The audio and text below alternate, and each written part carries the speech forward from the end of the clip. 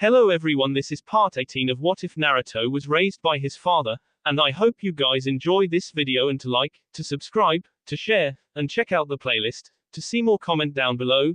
Now let's start the intro. They call me a god. They call me a god. They call me a god. Join my membership, the perks are great. It's in the description. Be sure to like and subscribe, it gives me more motivation. Enjoy. Naruto was pacing back and forth on the boat ever since it had left the dock. He felt completely vulnerable to Itachi and the masked Frake, as he now referred to the other man. As he walked back to the end of the boat, he started to shake. A small cold shiver had gone up his spine instantly. He slowly looked around from where he was and noticed nothing. The waters were calm and the sky was clear. Everything was at peace, for the exception of him, of course. As he wandered around again, he was hoping to see the sign of the other boat that was supposed to meet them halfway. But as the blonde was about to take another pass around the boat, the old man steering it finally spoke. "Youngster, calm down. I've been sailing these waters my whole life, and nothing bad has ever happened. Trust me, I have ways to deal with problematic ninja. Now sit down and stop your passing, it's making me sick just watching you." If only he knew. Wait, did he mean me, or if ninja tried to attack this boat? Asked Naruto as he looked at the man, who obviously hadn't heard him. The blonde finally decided to give up his passing, or he'd have to deal with the old lunatic behind him. He sat down quickly right in the middle of the boat. As he sat there, he then put his hands together and tried to mold chakra. Time had slowly started to pass. The older man had taken up watching the seas, and then slowly started to switch over and watch the blonde-haired boy. The man had been amused by this young man. He was molding chakra as if he was still a genin, and passing around like some stressed-out junin who's had way too much coffee and ninja after him. So he decided to do the right thing, make fun of the lad as much as possible, or ask random questions about his life to make him feel a bit calmer. "Hey kid, where you from?" asked the man. As he noticed the blonde instantly stop what he was doing and look up towards the man's face. "Fire Country," said Naruto plainly as he turned back to what he was doing. "We're in Fire Country. Konoha, the village hidden in the leaves. Or, you're from a great ninja village. Figures." Stayed silent as he pondered over what the man meant. "But, why are you traveling across the sea? There aren't any ninja villages on that side, boy," stated the elder man, as he watched the blonde look down and then look to the man. "I rather not tell you." I see, but I'm going to keep asking you questions." "Man," muttered Naruto as his head dropped. "So, what's your name?" "Naruto, Uzumaki Naruto." "Naruto, huh? Ain't there a bridge named after you?"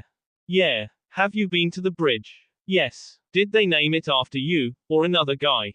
"After me." "Hey kid." "What?" said the stressed out blonde as he looked back at the man. The elder man was sure he had spotted a flash of red a second before. "You a ninja?" Naruto didn't even reply. He stayed silent and looked up at the sun. It was starting to set. He was hoping this would be a day TS. If he hadn't stalled before he got on the boat, maybe he'd be mostly there by now. The man noticed the blonde's odd silence and decided that something must have happened along the way, but being him, he wanted to know. "So kid, what's your dream for the future?" questioned the man. And instantly the blonde jumped to his feet, slightly rocking the small craft. And turned around and looked at the man with his fist close to his heart and his eyes showing excitement. "I dream to become Hokage of Leaf. That's a pretty big dream. Do you think you can do it?" "Believe it. I've been told by more than enough people I can become Hokage." "Really? By who?" questioned the man as he looked at the blonde, knowing that he probably wouldn't know any of the people he mentioned anyways. "First, Hinata. Then, is she your girlfriend?" "No, she was though," said Naruto as he started to get depressed again. "Ah. Who else, boy?" "Ha. Oh, and Jiraiya the old pervert. Along with Tsunade, and Kakashi-sensei, and Shikamaru once, and the fourth Hokage," said the blonde as he named the people off his fingers. Good wait. Did you say Jiraiya and Tsunade? Two of the three legendary Sennin. And the fourth Hokage. Kid, how old are you?" "Yeah, they aren't that great though. Jiraiya is a totally pervert. And Tsunade is our fifth Hokage and she's an alcoholic. Yeah, the fourth, he taught me when he was he taught me before he SD. And I am turning 24 soon. But the fourth SD almost. So, old man, how much longer? Said the panicky blonde as he looked at the man trying to change subject. Not too much longer. You see that light? That's the other boat com. And before the man could finish, the boat started to tip slightly and the sound of running could be heard. Oh no, not here, not now, not when I'm so close. What's going on? Stuttered the old man as he held his small paddle. Look, there he is, Itachi. Just like you said. I don't know why you said wait till night. It would have been easier when we were over the larger amount of water, said Toby as he jumped aboard the boat, only a mere 7 feet away from the blonde. Oh God, what am I going to do? There's no escape, I'm going to thought Naruto as he looked for a way out. So, this is why you were so nervous, kid, laughed the man as he looked at the two younger men. He just stayed silent. Well, you're on your own, kid, I'm old, I can't help you out, the man grinned as he sat down. What? That makes it easier, doesn't it? Laughed Toby as he quickly jumped at the boy only to be met with half a dozen kunai. Naruto then ran to the other end of the boat and jumped past the old man and dove into the water. He watched as Itachi quickly started to follow behind, and instantly the blonde dove under the water to go to a certain place under the boat. Flashback. Just as the journey started on the old boat. Hey kid, said the old man. What is it, old man? Questioned Naruto as he took another slurp of his ramen in hand. There's a small hole under this boat, right where you're standing. If you need to, swim under the boat, and go to the center, you'll find a hole. It should last a little while if we run into trouble. What? End of flashback. As the blonde dove under, he opened his eyes and looked around. He found the spot the man had been talking about and quickly swam to it. As his head reached the hole, he looked around. The man was right, it wasn't very large and it would only last a short while before he used up all its air. Where did he go? Asked Toby as he stood next to the younger man while leaning on the boat. Where is he? Said Itachi as he looked at the man. Don't know, probably in an underwater cave, there are lots of them, and within that second the blonde in name was brought up onto the boat, as he breathed loudly and looked scared, then quickly jumped into the small boat and held onto the mast. Underwater cave? Questioned Itachi as he started to walk towards the man until he felt the water move under him. Hey, what's under us? Said Toby as he quickly stuck his head in the water only to see a huge whale start to come up to the surface. What is it? Just a whale, said Toby as he also started to walk over to the blonde. A whale? Those will eat you round here, said the man as the two raven-haired men looked at each other before looking down to see the whale's mouth wide open and ready to attack them. Itachi stayed quiet as him and Toby ran a bit farther away, while grabbing the frightened blonde. Oi, let me go, said Naruto as his feet dragged on the water's surface and the two men had their arms linked through his arms. The two men instantly let him go and ran into a separate direction. They listened, thought Naruto as he emerged and looked around to find the two men fight what seemed to be teenagers. As he was about to swim back to the boat, something or someone grabbed him by the back of the collar and knocked him out. Sakura started to stir from her sleep. Even before she had her eyes open, she instantly pulled the pillow on top of her head, hoping it would make the major hangover she was now carrying go away. As she groaned and tried to open her eyes, all she could see was total darkness. She then opened them wide and glared at nothing in particular. Sakura then tried to sit up, but found that her head hurt way too much. So as she buried herself into Sasuke's blanket, she noticed that once again she wasn't wearing her normal clothes. She opened her eyes to find herself wearing a long-sleeves black shirt that Sasuke and most of the other Junin wore. Sakura's first thought was that Sasuke had gotten someone to change her, but then again, why hadn't he brought her home like he should have? That's when she realized she couldn't remember anything about last night, and the strangest thing was, her clothes, instead of being piled and folded like they should have been, were spread out across the room, and so was someone else's. That's when her whole body had gone still. She realized whose clothes those were, scattered, and tried to recall the events of last night, but failed miserably. As she instantly rolled over to get out of bed, she was face to face with the sleeping Uchiha. Sasuke, why is he in the bed with me? And, thank God, he isn't completely clothesless, thought Sakura as she looked at the man next to her who was sleeping on top of the blankets instead of inside, not to mention was completely shirtless. But he still wore in long baggy pants and his sandals. As she looked at him some more, she realized he was extremely at peace right now. His face showed more emotion now than it had since he'd come back. Sasuke, whispered Sakura as she looked at him. No reply. Sasuke, said Sakura a bit more loudly. Nothing. SAs, a hand was clamped over her mouth instantly, her eyes widened as she watched Sasuke slowly opened his eyes to look at her, his face returning to its normal unemotional self. Sasuke then gave a low sigh. Sakura, it's early, go back to sleep, he said bluntly as he rolled over, and covered himself with a loose blanket that lay on top of the covers. Sasuke, why am I here? And did you change me? She questioned only to see the Uchiha stiff then relax. You're here because you students wouldn't let me take you to your house last night, and I would have put you in the guest room, but the rest of the rooms are getting painted.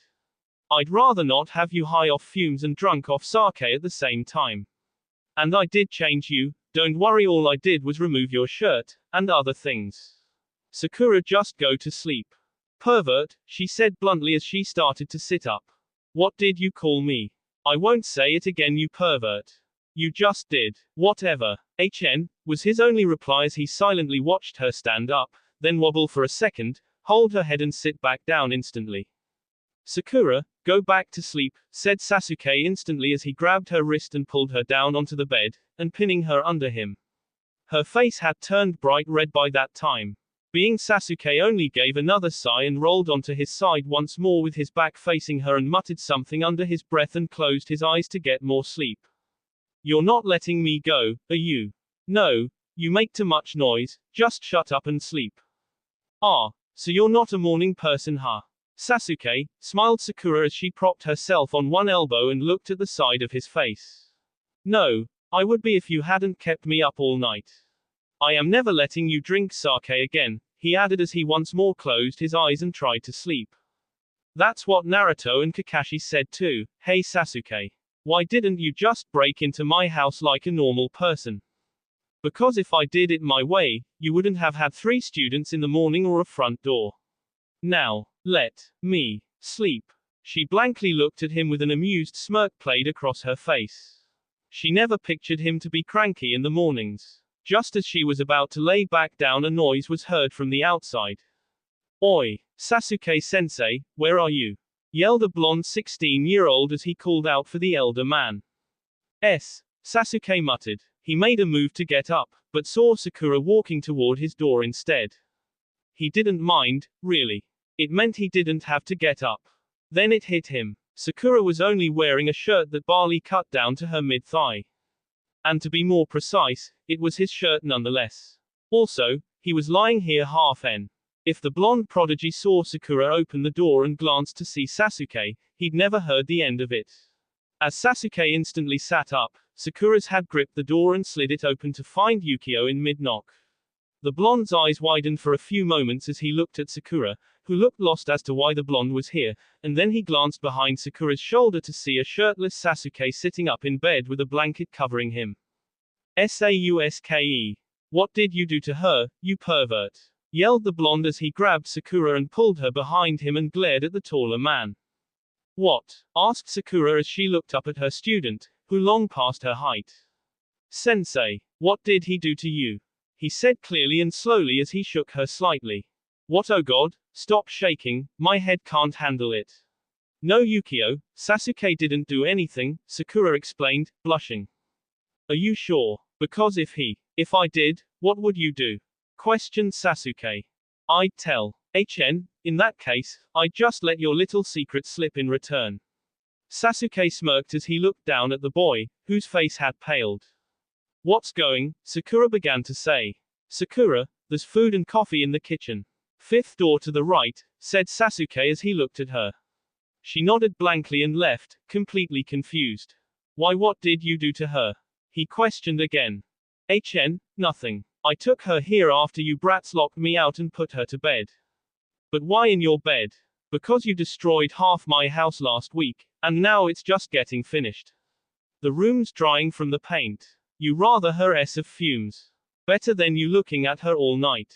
HN, was his only reply as he put a palm on the teen's head and pushed him backwards. He made his way down to the small pond while pulling on his shirt. Weird. Those two are definitely weird. Hey. This room is brighter, said Sakura as she examined every room she went by. Each one was different. The first was an office, the next a library. The two after that were guest rooms, and then there was the bathroom. Each one looked as if it was just rebuilt. As she finally came across to the kitchen, she gave a small smile and started to look around for some coffee. She gave a small congrats to herself as she found the canister, then a low sigh to find it empty. But, she did find tea, which was just as good in her mind.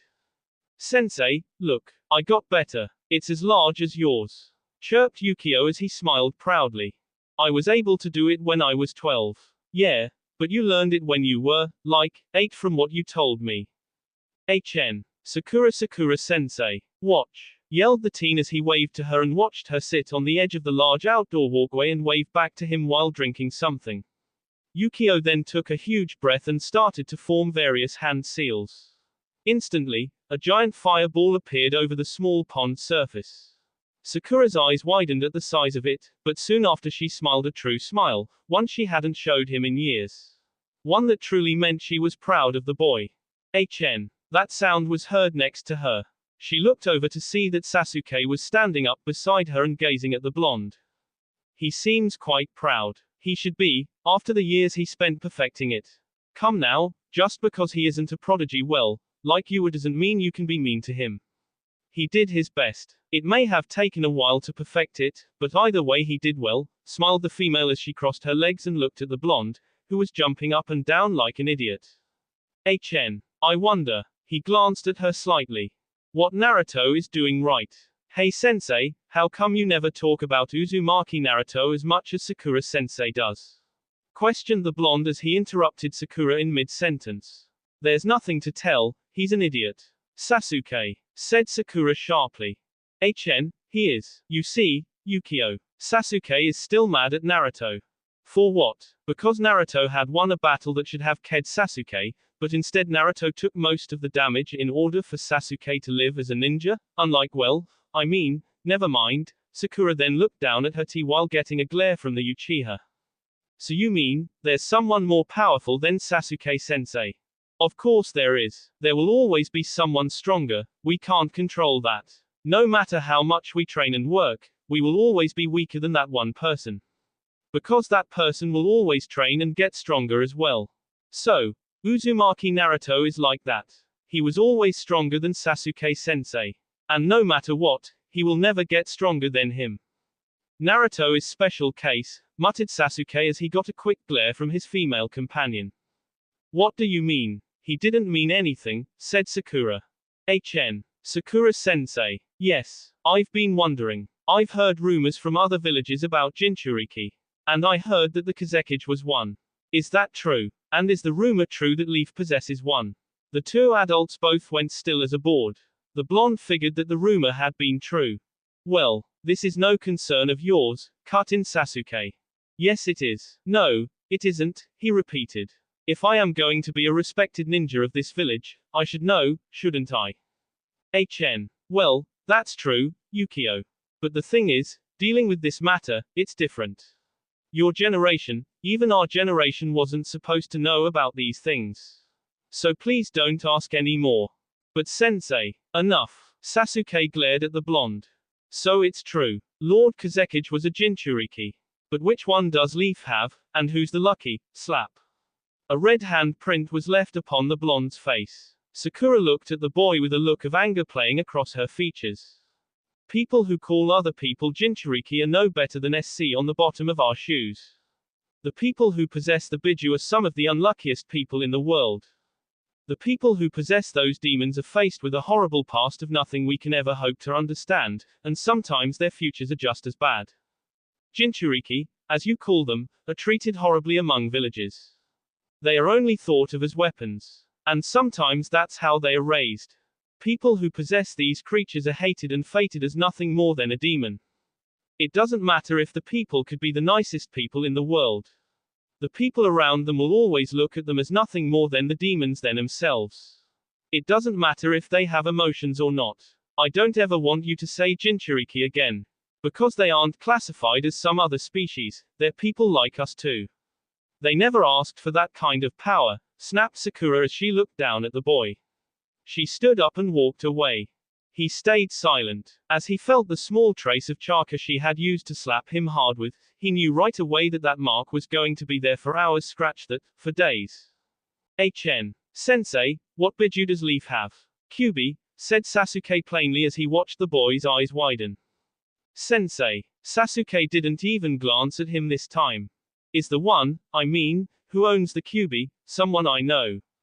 No, they are not someone you know personally. Sensei, questioned the blonde teen as he looked at the raven-haired man who wasn't looking at him anymore, but seemed to be deep in thought. The people who posses the biju are one of the unluckiest people in the world. Because the people who posses those demons are faced with a horrible past of nothing we can ever hope to understand. They never asked for that kind of power. If what she said is true, then but he didn't have anyone to start with, so how can he know what it's like? But, I guess that could be worse, being hated by the whole village because of what you possess, no one wanting you around. Just telling you to maybe it's true, maybe I can't hope to understand his past. Maybe I wasn't meant to understand it. Just because he had that sort of power, doesn't mean he wanted it, thought Sasuke out loud as he gazed off into the distance. Sensei, do you know that person? So, is he a friend of yours or? He's a complete idiot. If you ever meet him, you'll know him right away. He'll be the first one to yell at you. Is he scary looking, like the Kazekage? That will be all for this video. Be sure to like, subscribe, share, and comment down below for more videos. Goodbye.